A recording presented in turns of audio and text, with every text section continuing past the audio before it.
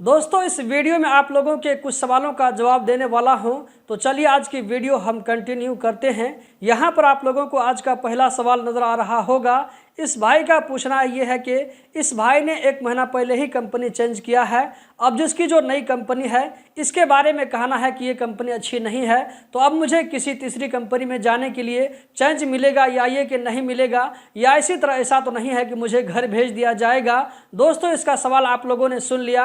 आप लोग इसके बारे में क्या कहना चाहेंगे कमेंट बॉक्स में जरूर बताएं। सिर्फ इतना कहना चाहूंगा कि आपने जिस कंपनी में चेंज किया है उस कंपनी से बात करके देखिए कंपनी वाले क्या बोलते हैं। यहाँ पर मैं आम लोगों से मशवरतन कहना चाहूंगा कि आप जब किसी कंपनी में जाते हैं तो कंपनी में जाने से पहले अच्छी तरीके से मालूम कर ले कि कंपनी वाला किस तरह है। ऐसा तो नहीं है कि वहां जाकर के आप खुद फंस जाएंगे। दोस्तों आगे बढ़ने से पहले आप लोगों से एक रिक्वेस्ट करना चाहूंगा कि आज जो मैंने HA मीडिया पर वीडियो अपलोड किया है वो बहुत ही इंपॉर्टेंट वीडियो है, जाकर के जरूर देखें और अपना जो है सलाह सुझाव कमेंट बॉक्स में जरूर दें। वीडियो का लिंक आप लोगों को कमेंट बॉक्स में मिल जाएगा, या ये कि आप YouTube में सर्च कर सकते हैं HA मीडिया।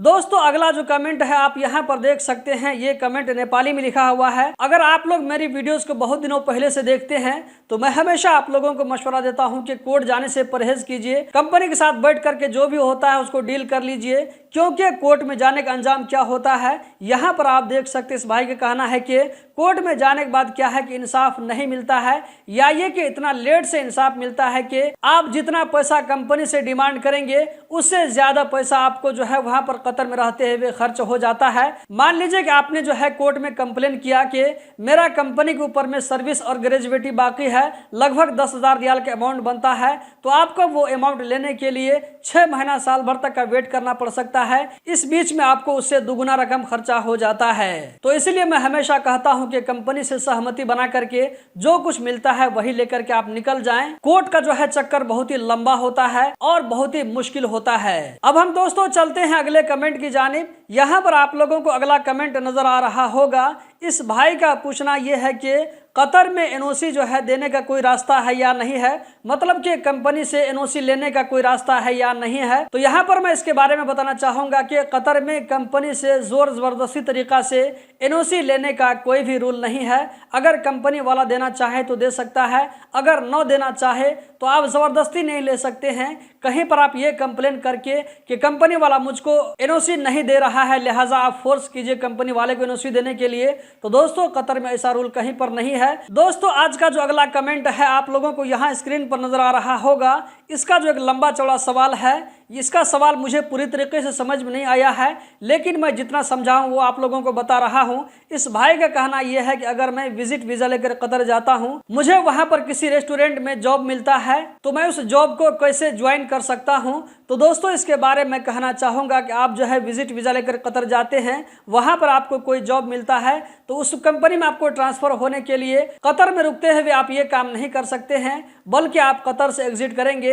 इस बीच में आपने जिस कंपनी में काम ढूंढा था वो कंपनी वाले आपके लिए जो है वीजा के लिए अप्लाई करेंगे ऑनलाइन। वीजा अंडर प्रोसेस होने के बाद में आपका कतर वीजा सेंटर में मेडिकल होगा, मेडिकल पास होने के बाद में वीजा प्रिंट होगा। इस तरह आप कतर जा सकते हैं। कतर में रहते हुए अपने विजिट वीजा को वर्क वीजा में ट्रांसफर नहीं करवा सकते हैं। ये रूल बहुत ही पहले खत्म हो चुका है। दोस्तों आज का जो अगला सवाल है आप यहाँ स्क्रीन पर देख सकते हैं। इस भाई का पूछना यह है कि इस भाई ने ऑनलाइन चेंज करने के लिए अप्लाई कर दिया है और इस भाई को नोटिस पीरियड भी मिल चुका है जो कि 30/7/2024 लगभग आज से 10 दिन पहले ही खत्म हो चुका है। अब ये भाई मुझसे पूछना चाह रहे हैं कि क्या करना चाहिए। आप किसी कंपनी में ऑनलाइन जो है चेंज करने के लिए ट्रांसफर करने के लिए अप्लाई करते हैं तो जो नोटिस पीरियड मिलता है तो वो नोटिस पीरियड जैसे ही खत्म होता है तो आपको नई कंपनी के साथ मिल करके सबसे पहला जो काम करना पड़ता है वो है एग्रीमेंट बनवाने का काम। एग्रीमेंट बनने के बाद में आपको नई कंपनी में इकामा बनवाना पड़ता है। इकामा बनने के बाद में आपका जो है पूरा काम खत्म हो जाता है। इस तरह आप नई कंपनी में ट्रांसफर हो जाते हैं।